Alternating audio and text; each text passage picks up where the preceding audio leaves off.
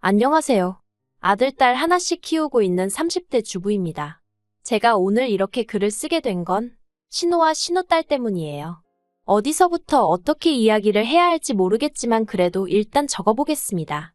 두서가 없더라도 양해 부탁드려요.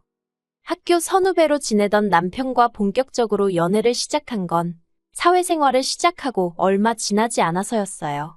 당시 제 나이 26, 남편 나이 28이었고 남편이 먼저 저에게 한번 진지하게 사귀어보지 않겠냐고 다가왔지요. 그전까지는 그저 좋은 오빠 동생이었는데 하루아침에 갑자기 연애를 하자고더니 당황스러웠던 게 사실이었지만 저도 남편에게 호감이 없던 것은 아니었거든요. 그리고 사실 남녀 사이에 친구니 좋은 선후배니 그런 게 어디 있겠나 싶어요. 다들 어느 정도 이성적으로 호감이 있으니까 알고 지내는 거 아니겠어요? 아무튼 그렇게 남편과 연애를 시작하고 이후로 4년을 만났습니다.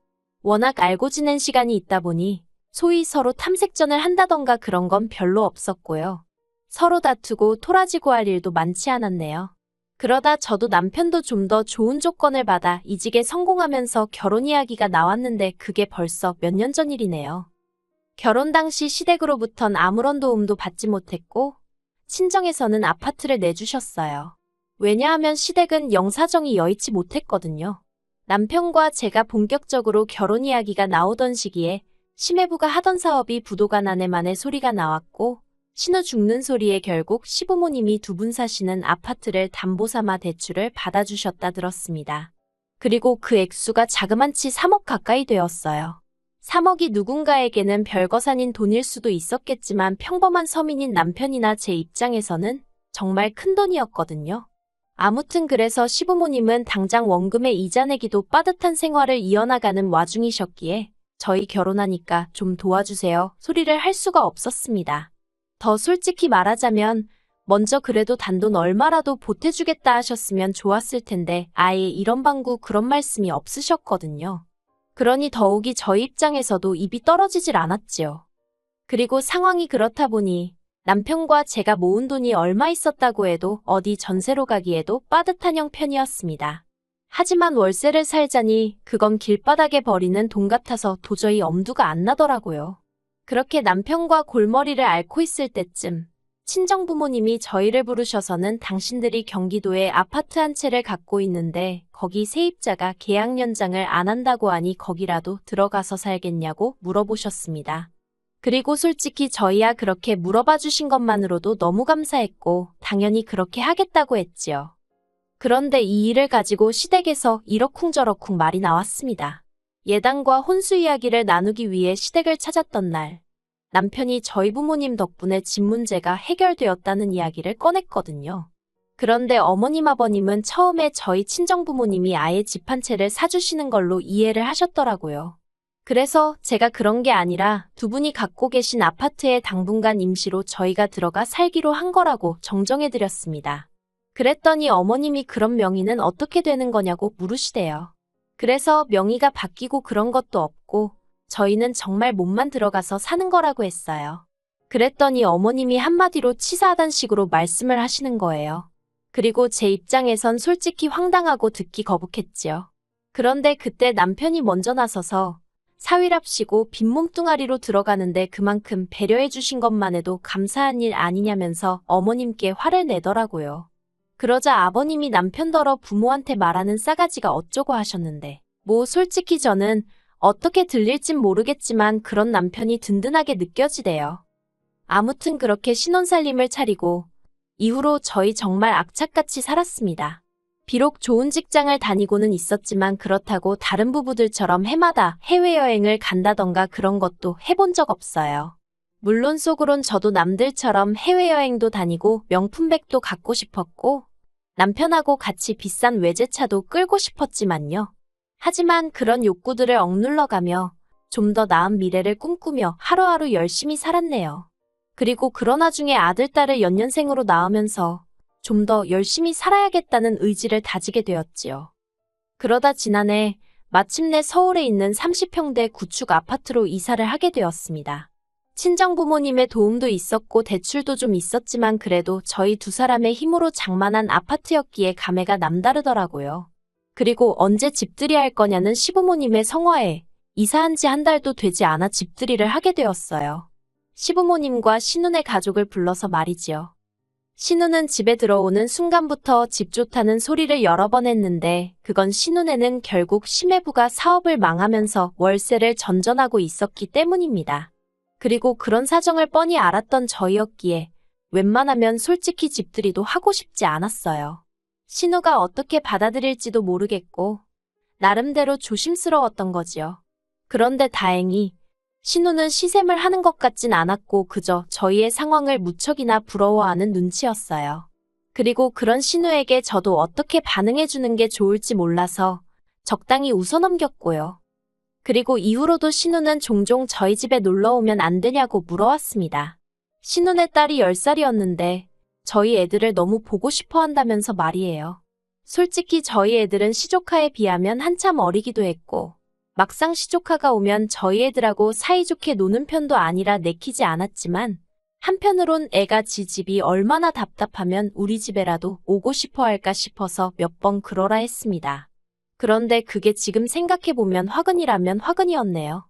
처음엔 한 달에 한 번 올 때도 미안한 기색을 보이던 신우가 저희가 이사하고 반년쯤 지났을 무렵에는 나 좀 이따 가도 되지? 하고 30분 만에 나타날 만큼 미안한 기색은커녕 무슨 어디 동네 슈퍼마켓 뜨나들듯 오가기 시작했으니까요.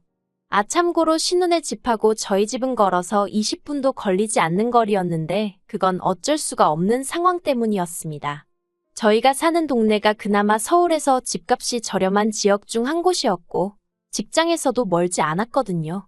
단지 신우네가 근처에 산다는 이유로 몇 천만 원을 더 들여 더 불편한 지역으로 이사를 할 수는 없었으니까요. 아무튼 결국 참다 못한 제가 남편더러 신우가 오는 횟수를 좀 줄였으면 좋겠다고 이야기를 했어요. 그리고 남편도 자기가 진작에 눈치채지 못해서 미안하다며 확실히 정리해놓겠다고 하더라고요. 그래서 그렇게 상황이 일단락될 줄 알았습니다. 그런데 이게 웬걸. 시부모님으로부터 생각지도 못한 호출을 받고 시댁에 가게 되었는데 거기서 충격적인 소리를 들었네요. 시댁에 도착하니 어머님께서 어두운 표정으로 현관을 열어주셨습니다. 그리고 저는 속으로 어머님 아버님한테 무슨 건강상의 문제라도 생겼나 싶더라고요. 그렇지만 어쨌든 간에 좋은 일 같지는 않아서 먼저 이러쿵저러쿵 묻지 않고 그저 어머님이 말문을 여실 때까지 기다렸습니다. 그리고 이윽고 어머님이 입술을 떼셨는데 주제는 다름 아닌 신우였어요. 설마 신우 이야기려나 생각도 잠깐 했었는데 어머님 입에서 정말로 신우 이야기가 나와버리니까 이야기를 듣기도 전에 머리가 복잡하더라고요. 혹시 돈 이야기면 어떻게 거절해야 하지 싶었고 그런데 어머님이 꺼내신 이야기는 단순히 돈을 빌려주고 말고 하는 것보다 더 어이없는 것이었습니다. 어머님이 말씀하시길 심해부가 2년 전부터 아무도 모르게 주식에 손을 대고 있었답니다. 돈은 대출이 되는 곳이라면 몇 금융권이고 개의치 않고 융통을 했다고요. 하지만 수익은 조금도 내질 못해서 결국 월세도 제대로 내지 못하는 상황에 이르렀던 모양이에요.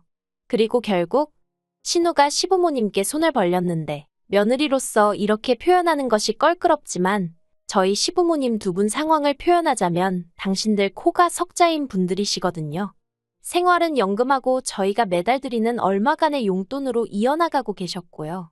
그러니 당연히 아무리 사랑하는 딸이라고 해도 어떻게 도와주실 상황이 안 되셨을 거고. 그래서 저희를 부르신 거였어요. 어머님의 요구사항은 간단했습니다. 당장 나가는 월세라도 줄여야 하지 않겠냐며 저희더러 신우네 식구랑 합가를 하라는 말씀이셨지요. 저희 아파트가 30평대이고 창고처럼 쓰는 방도 하나 있으니 그걸 내주면 될 것 같답니다. 그리고 시조카는 저희 애들하고 한 방을 쓰게 하면 되지 않겠냐고요. 정말이지. 저희에게는 처음 하시는 이야기셨지만 얼마나 많이 이렇게 저렇게 상상의 나래를 펼쳐보셨는지 어머님 입에서 줄줄줄줄 이야기가 쏟아져 나오더라니까요. 그리고 당연히 저희 반응은 싫어요였습니다. 30평대 아파트가 무슨 으리으리한 궁궐도 아니고 어떻게 두 가족이 사느냐고 안 된다고 했어요.